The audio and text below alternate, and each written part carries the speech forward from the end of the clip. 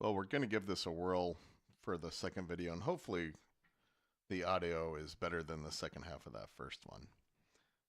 What I'm going to go over here is, I said that I was going to get into more of the behind the scenes, how to, not necessarily really how to set up like the Ubiquiti ER5 router, but just going to kind of show you that it's, for the most part, pretty simple. Yeah, I'm kind of sugarcoating that, but the first thing we'll get into is you're seeing the dashboard of my ER5, the Ubiquiti, which is just, you just get into it online, real easy. Setting it up is not real easy. Their guide is, we'll say, beginner's guide, but it's for advanced people. It really is. It's not easy to set up. It's not a plug and play router. So what I have blacked out there, that's my static IPs. And that's all going directly towards the internet there. That's where that ETH1 that you might see there under interface, that's my internet.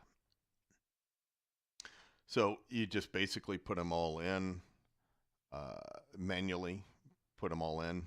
Yeah, they're out of order.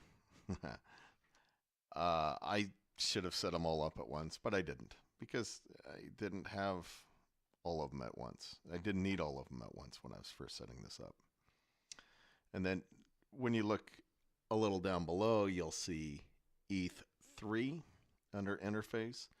And those are my IPs that are connected to each one of those static IPs.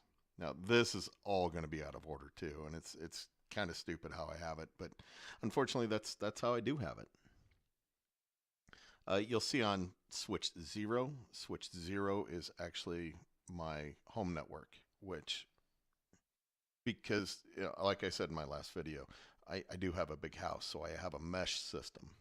Well, I don't have the 2 Ubiquiti access points yet. Not even sure how I'm going to do that when I get to that point. But so that's why you're seeing a second network there. Now you get into the firewall NAT stuff, and I did not take a screenshot of the firewall policies, mainly because I didn't set those up, and I really have no idea how they work, to be quite honest. Now you see with the firewall NAT that each 192 address is going to be matched up with a static IP address, and those are all blacked out for obvious reasons. So they're paired up with those. So whatever comes in on, let's say, a 192.10 network gets directed to that static IP that correlates to it. So I'll go ahead and explain this. So on each, and here's on my phone, here is, you'll see I have a static IP, well, DHCP, but it's listed as static. So that IP is being directed right to my static IP. So each one of my 52 phones, I have 13 different networks running, all through just one SSID, just one network. Those are running through. And the Ubiquiti splits those off and directs them to the appropriate static IP. So each one of my phones will be, they're labeled like 192.168.10 all the way to like .22, and for each one of them then they're like that. They're 192.168. Blah, blah, blah. Whether it's, 10 or 11, like this one's 192.168.11.11. Now, I'll have a 192.168.11.12, 192.168.11.13, and same with 14. So each one of my 4 phones, they're linked on a certain network that gets routed by the Ubiquiti router, not by the access point. The access point is just funneling everything towards the Ubiquiti router. I know that might sound a little complicated, but in reality, it's really not. And for people that are more advanced, you'd be like, oh, duh, okay, that makes sense. The last thing is I have the services set up, and let me go back really quick to the firewall NAT thing. If you're going to set this up, you have to make sure you do the masquerade at the bottom of those. I don't know why my guy set up my other network below that. I don't think it matters. So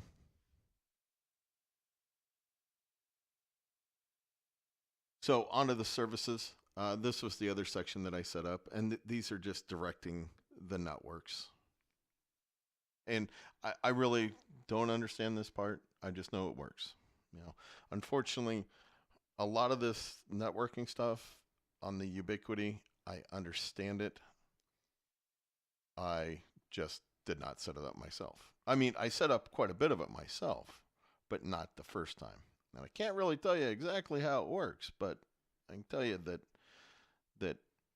if you're going to set up a big network like this, you could do a lot of this yourself, and then the guy that I'll put his link in the description down below can help you out doing the rest.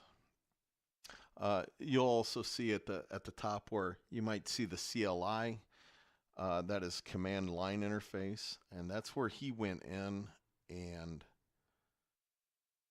put in the load balancing. I think he did something else, but I'm not real sure. Now, the load balancing, the problem what I ran into is I couldn't get any speeds on my stuff. And I mean, I was under like I was under like 100 kilobytes a second.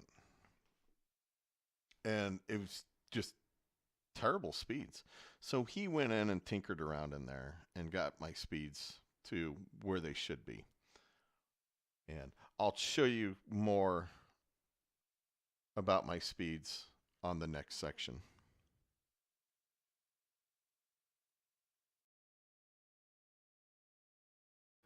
Okay, now hopefully I'm recording with audio, when my last one was not.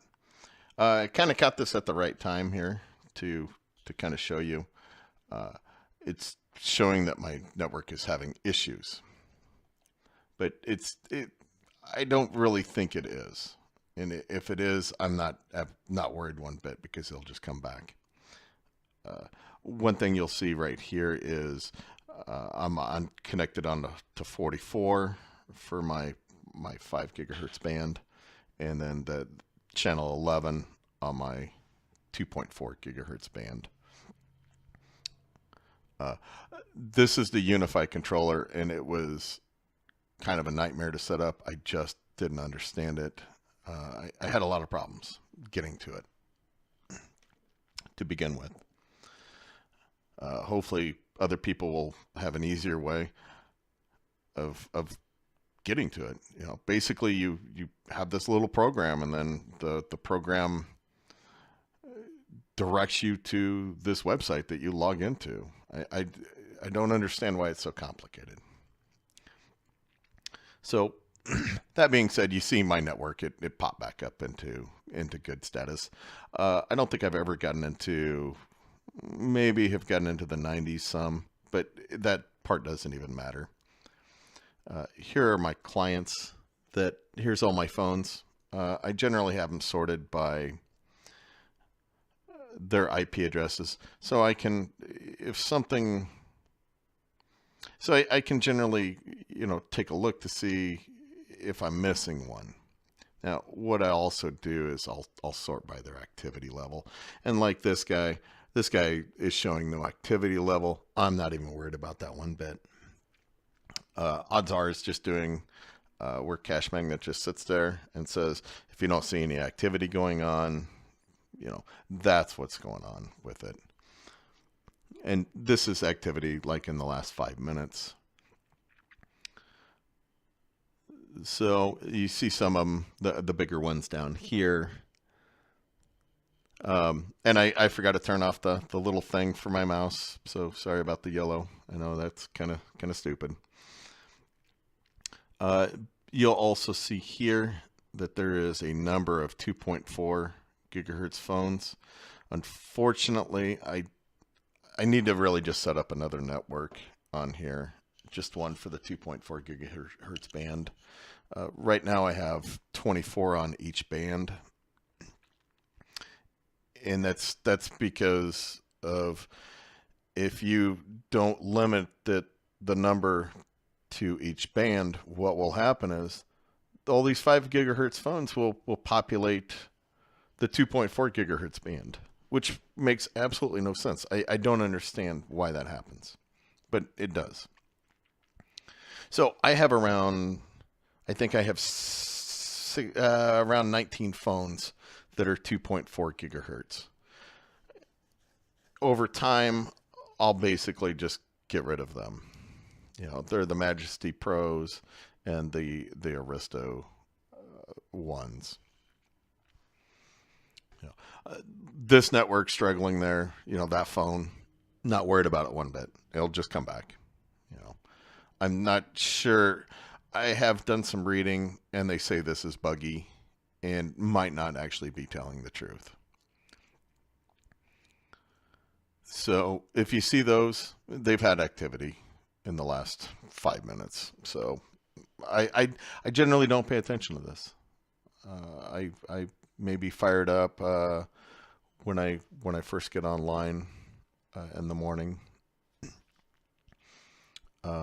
But that doesn't really tell me much because it hasn't been running, so it won't show me really what was going on. Now, when I've left it on overnight, then you could kind of see more what was going on with it. But a pretty nifty program once you get it all set up. You'll see. I mean, if I was online the whole time, this would show up. And that just shows how very little of time I've actually had it on. So, pretty cool thing though. It really is. There's a lot you can do for the more advanced people. I did have my tech guy set it up. He was great about it. Setting it up is not like setting up, your plug and play Wi-Fi. It's not. It's way complicated, above my head. So the last section I'll get into is going over, I'll show my 2-day profits since I got my whole farm up.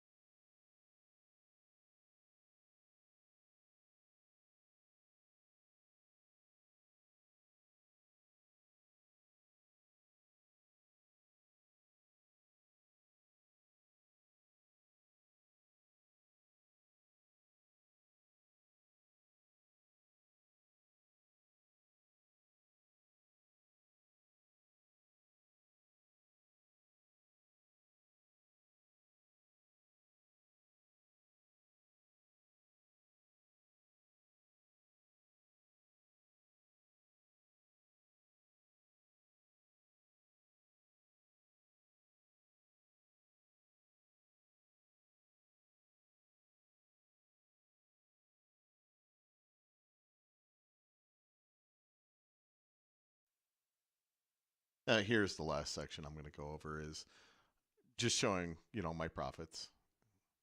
So if you want to actually compare to what I did yesterday, the video I put up, to see if that's really what I did, or I'm not savvy with Photoshop. I can't even remember the last time I even used Photoshop, so I'm not going to BS anybody on this. No reason to. So you'll see on my big account where I have 32, that 24.59. Don't let that freak you out and go, holy Toledo, you just made almost 25 bucks for the day. Well, what I did today was I also got I think 6 or 7 of the 8 new phones, got them moving up to levels. So I got level bonuses. I think I got level bonuses for level 3 and 6 and 7 on 6 or 7 of those. I'm not really sure. I know one of them I did not, and I'm not really sure why. One of the other one I'm not too sure either. But so they're also catching watch and installs. So that number is not going to stay there. I expect it to definitely drop under 20 again. Uh, so I don't know for sure. I don't know what I'm going to be making on a daily basis. Yeah, I would have loved to have pulled, over 40 bucks in the last 2 days. Well, I did pull over 40 bucks, but I mean, that's not going to continue. It's just not.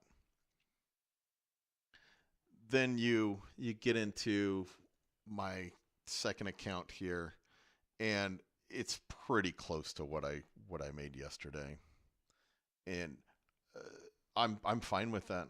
Anything over 5 a day on that account, I'm good with it. One thing I do need to say is, I only checked my account, checked the phones, I think only once. Now you get in a third one, and you'll see that that's down a $1.60 from yesterday, because I only did check my farm once over that time. I had a couple of phones. I have this really terrible tendency where when I leveled the phones back up, I have a tendency to set them down and not plug them back in. I always forget like one or two, and it's just dumb for me to do that. But I do it. It happens. So that's why the profits are down. I know one was fully down uh, for probably the majority of the time yesterday. Another one was down for a certain amount of time this afternoon as well. I also have another phone that is just at level 4. I'm frustrated with it because when I plug it in to run the program, something funky happens, and it takes forever for me to even to get it to level 7, to get the program to recognize. It'll recognize that the phone's there.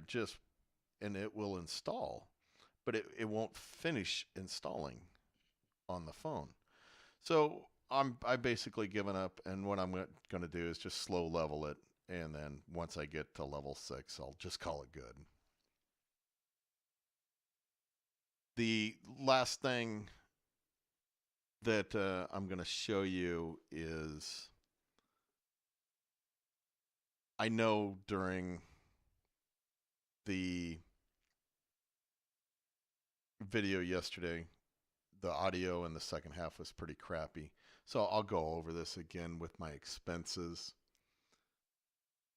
So you can see there's my ER5, my access point, my 2 UBs. There's the Galaxy S7s, the Aristo 2s, the Aristo 1, the cheap Majesty Pros, The unknown phone, that was a freebie for my cousin. I really don't even know what it is. I know it's got 32 gigs of memory. That's all I know. That's the one I have problems that I can't get to level 7 easily. That's the one I'm just kind of letting it do its own thing. There's my internet setup.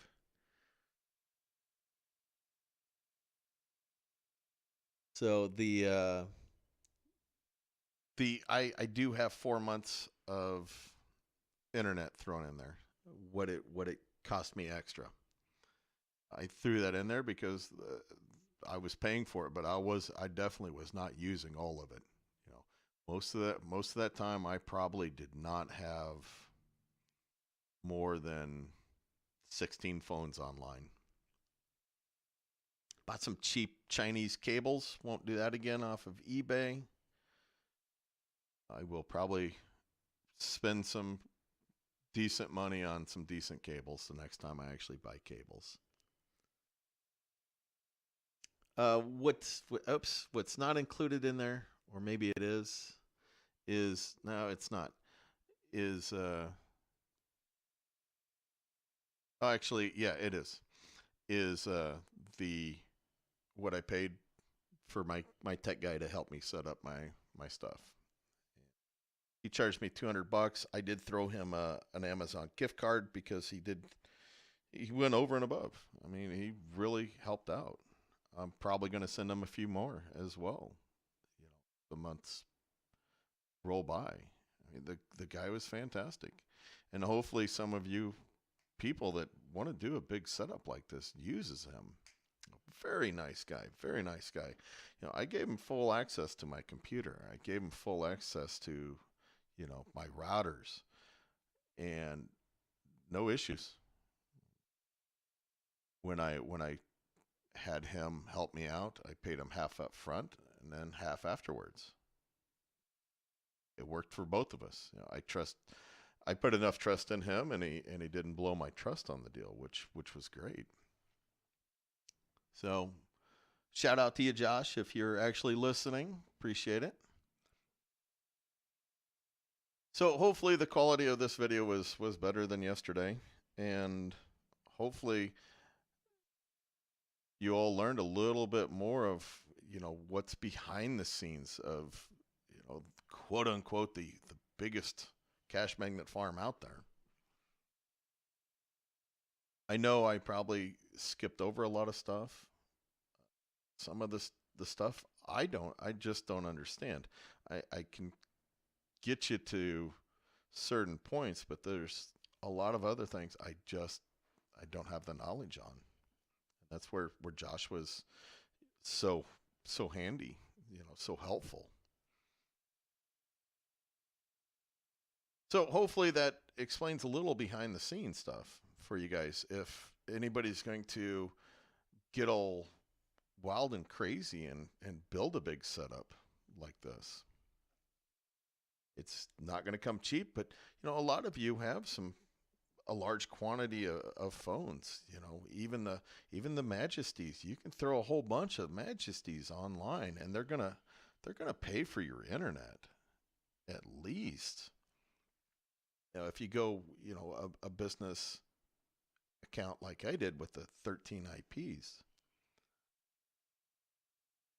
I could actually go 29 IPs, but I don't think I'm going to do that. I don't know if Cashmagnet would allow me to get bigger than I am now even.